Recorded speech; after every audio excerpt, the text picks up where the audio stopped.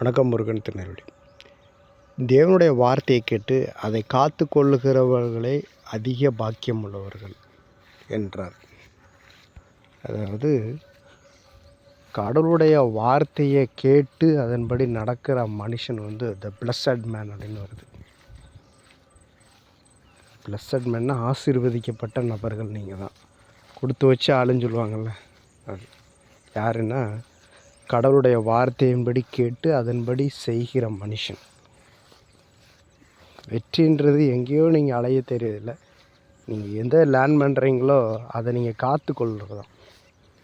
அதை காத்துக்கிட்டீங்க அப்படின்னா success confirm அப்படின்ற மாதிரி. அதை தான் வார்த்தை சொல்லுது. அவருடைய வார்த்தையை கேட்டு அதன்படி செய்கிறவன் பிளஸட் மேன், ஆசீர்வதிக்கப்பட்டவன், பாக்கியவான், கொடுத்து வச்ச ஆள் அப்படின்னு சொல்கிறாங்க. நீங்கள் கொடுத்து வச்ச ஆள் அப்படின்னு நான் சொல்கிறேன். அவருடைய வார்த்தை சொல்லுது. அவருடைய வார்த்தையை கை கொள்ளுங்கள். நீங்கள் பிளஸட் மேனாக இந்த பூமியில் இருங்க. Okay, God bless you.